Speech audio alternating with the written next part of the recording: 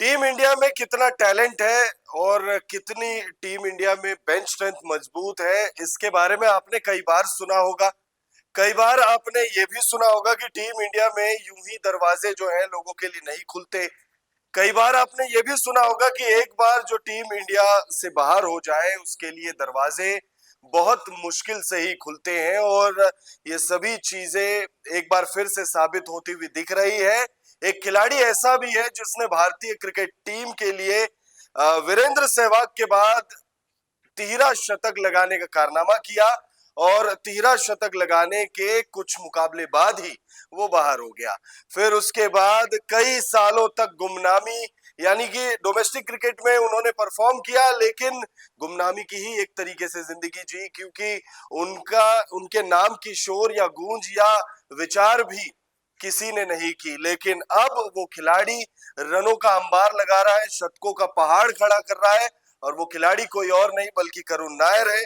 जी हाँ, ये वही करुण नायर है जिन्होंने अपने तीसरे ही टेस्ट मैच में तिहरा शतक लगाने का कारनामा किया था और फिर उसके बाद वो सिर्फ 3 टेस्ट मैच और खेल पाए और फिर वो जो ड्रॉप हुए उसके बाद उनको दोबारा टीम इंडिया में मौका नहीं मिला है और अब वो प्रदर्शन कर रहे हैं, शानदार प्रदर्शन कर रहे हैं और एक तरीके से सिलेक्टर्स को चैलेंज कर रहे हैं कि अब कैसे इग्नोर करोगे। रणजी ट्रॉफी का फाइनल मुकाबला खेला जा रहा है। ये वीडियो जब हम रिकॉर्ड कर रहे हैं उस समय विदर्भ और केरला के बीच में रणजी ट्रॉफी 2024-25 सीजन का फाइनल मुकाबला खेला जा रहा है और उस मुकाबले में दूसरी पारी में करुण नायर ने एक बार फिर से शतक लगा दिया है और शतक लगाने के बाद जिस तरीके से उन्होंने सेलिब्रेट किया, वो एक तरीके से चैलेंज कर रहे हैं सिलेक्टर्स को। वो ये बताने की कोशिश कर रहे हैं कि भाई आप कैसे इग्नोर करोगे।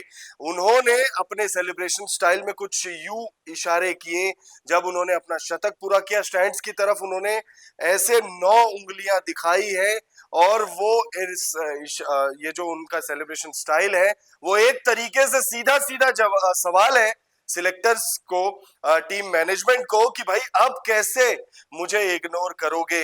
अब इसका मतलब आपको समझाते हैं कि वो ऐसा इशारा क्यों कर रहे हैं। दरअसल इस सीजन की आप बात करेंगे तो करुण नायर का ये 9वां शतक था। विजय हजारे ट्रॉफी में उन्होंने 5 शतक लगाए थे और फिर जो टोटल रणजी रणजी और वो तमाम जो डोमेस्टिक सीजन रहे हैं वो पूरा मिलाकर इस एक सीजन में करुण नायर ने 9 शतक पूरे कर लिए हैं। फाइनल मुकाबले की दूसरी पारी में उन्होंने शतक लगाया। पहली पारी में वो शतक से चूक गए थे, 86 रनों पर वो आउट हो गए थे और कुल मिलाकर 9 शतक लगाने के बाद अब वो सिलेक्टर्स से सवाल कर रहे हैं कि मुझे अब आप कैसे इग्नोर करोगे। अभी आपको बता दें कि जब विजय हजारे ट्रॉफी खेली जा रही थी तब उस समय भी करुण नायर का बल्ला आग उगल रहा था। लगातार वो रनों का पहाड़ खड़ा कर रहे थे। इनफैक्ट वो कई मुकाबलों तक आउट भी नहीं हुए थे, वो फाइनल मैच में ही जाकर आउट हुए। उससे पहले जितने मुकाबले उन्होंने खेले उसमें उनका विकेट तक कोई गेंदबाज नहीं ले पा रहा था। रनों का अंबार लगा रहे थे और ऐसा माना जा रहा था कि चैंपियंस ट्रॉफी 2025 के स्क्वाड में उनका नाम आ सकता है।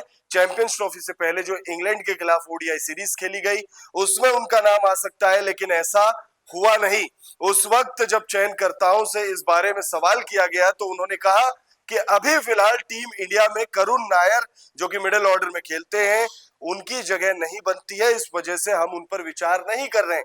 लेकिन अब एक बार फिर सवाल खड़ा हो गया है कि क्या इंग्लैंड दौरे पर जून जुलाई के महीने में आईपीएल के खत्म होने के बाद जब 5 मैचों की टेस्ट सीरीज खेली जाएगी, 5 मैचों की इंग्लैंड के घर सरजमी पर टेस्ट सीरीज खेली जाएगी, तब क्या उन्हें मौका मिलेगा? क्योंकि करुण नायर लगातार रेड हॉट फॉर्म में है। भले ही कई सालों से वो टीम इंडिया से बाहर चल रहे हो लेकिन डोमेस्टिक क्रिकेट में जिस तरीके से वो परफॉर्म कर रहे हैं, एक बार फिर सोशल मीडिया पर लोग ये मांग करने लग गए हैं कि करुण नायर को टीम इंडिया में वापस बुलाओ, करुण नायर को टीम इंडिया में लो, क्योंकि इस खिलाड़ी की जगह बनती है। अगर करुण नायर के क्रिकेटिंग करियर पर बात करें तो 2016 में उन्होंने डेब्यू किया था। 6 टेस्ट मैचों का उनका करियर रहा, 2 वनडे मुकाबले उन्होंने खेले हैं जिसमें कुल 374 रन टेस्ट करियर में और 46 रन उन्होंने वनडे करियर में बनाए हैं। एक तिहरा शतक भी है इसमें। फर्स्ट क्लास क्रिकेट की बात करें तो उन्होंने 113 मैचों में 7,990 रन बनाए हैं, इसमें 22 शतक और 35 अर्धशतक। अब आप देखेंगे उनके करियर की बात जब होती है तब आप कहेंगे कि रन्स बहुत ज्यादा नहीं है, लेकिन रन्स इसलिए ज्यादा नहीं है क्योंकि मैनेजमेंट ने कभी इस खिलाड़ी पर भरोसा नहीं जताया। 6 मैच 5 मैच, कई बार तो इतने मैच लग जाते हैं थोड़ा सेटल होने में भी, लेकिन डोमेस्टिक करियर अगर आप उनका देखेंगे तो 100 से ज्यादा मुकाबले हैं जिसमें लगभग 8,000 रन है, 22 शतक है और 35 जो है वो अर्धशतक है। तो करुण नायर लगातार रनों का अंबार लगा रहे हैं, लगातार सिलेक्टर्स से सवाल कर रहे हैं, क्रिटिक्स जो उनको लेकर जो अब भी अगर कोई बचा भी है तो उनको वो अपने बल्ले से शांत कर रहे हैं, शतक ठोक रहे हैं, रन्स लगा रहे हैं, लेकिन वो अभी भी शायद टीम इंडिया के स्कीम ऑफ थिंग्स में नहीं है। क्यों नहीं है, समझ से परे है, लेकिन क्या सोचते हैं आप इस बारे में, अपनी राय जरूर दीजिएगा और बताइएगा कि क्या आईपीएल के बाद जो 5 मैचों की इंग्लैंड के खिलाफ टेस्ट सीरीज खेली जानी है इंग्लैंड की सरजमी पर, क्या उस सीरीज में आप अगर सिलेक्टर होते तो करुण नायर को मौका देते?